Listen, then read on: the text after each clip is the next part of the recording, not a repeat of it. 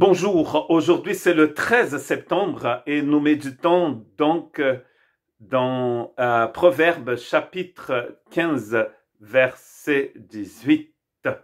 Un homme violent pousse au conflit, tandis que celui qui est lent à la colère apaise les disputes. Donc, celui qui est lent à la colère, nous méditons donc sur l'importance d'être lent à la colère et de ne pas être violent et pousser au conflit. Bien sûr, ces méditations sont sur la grâce, la sagesse et les paroles. Et donc, c'est la transformation de notre cœur par la grâce de Dieu qui va le remplir de la sagesse divine pour que nous puissions parler plutôt comme Dieu. Paul, écrivant à Tite dans le chapitre 3, verset 3, il dit aussi « Nous aussi, en effet, nous étions autrefois stupides, rebelles, égarés, esclaves de toutes sortes de passions et de plaisirs. Nous vivions dans la méchanceté et dans l'envie. Nous étions odieux et nous nous détestions les uns les autres. » Donc, si ces choses ne sont pas dans le passé comme dans ce texte, dans ma vie, dans la vie de quelqu'un, c'est parce qu'il y a un souci.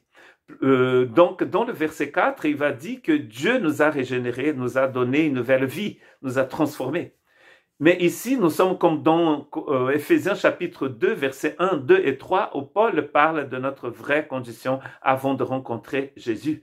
Et d'ailleurs, dans le verset 4 d'Éphésiens chapitre 2, il dit « Mais Dieu, qui est riche en bonté à cause du grand amour dont il nous a aimés, nous qui étions morts dans nos péchés, il nous a rendus à la vie avec Christ. » Dans ce texte, il va dire « Par la grâce, vous êtes sauvés. » Donc, vous voyez, ces œuvres de la chair ici ne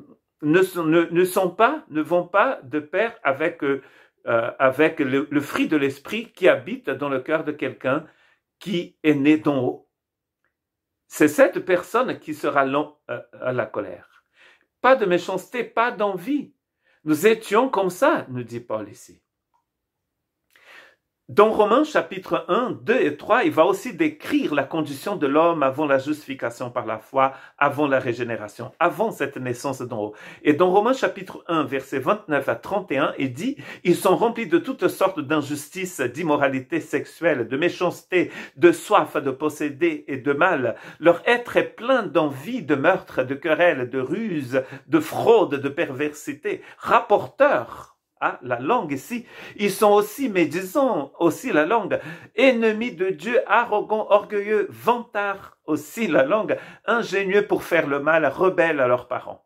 Dépourvus d'intelligence, de loyauté, d'affection, ils sont sans pitié.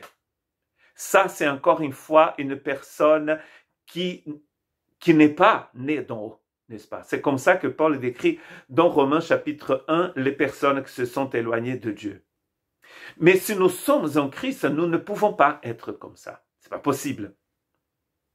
L'Esprit de Dieu qui habite en moi est saint. Et cet Esprit qui est saint nous donne le fruit de l'Esprit Saint. Donc, toujours dans Romains, dans le chapitre 3, 13 à 18, leur gosier est une tombe ouverte. Ils se servent de leur langue pour tromper. Ils ont sur les lèvres un venin de vipère. Leur bouche est pleine de malédiction et d'amertume. Vous voyez que toute cette partie parle de la mauvaise utilisation de la langue. Leurs pieds courent pour verser le sang. Le cœur est rempli d'amertume, la langue est remplie d'amertume, le pied court pour verser du sang. La destruction et le malheur marquent leur passage. Ils ne connaissent pas le chemin de la paix. Bien sûr, et il n'y a aucune crainte de Dieu devant leurs yeux. Et nous revenons vraiment à nos moutons. Donc, vous voyez, quand on ne connaît pas la crainte du Seigneur, quand on ne connaît pas le Seigneur, on fait des choses terribles. Mais celui qui est lent à la colère apaise les disputes. Que Dieu ait pitié de nous.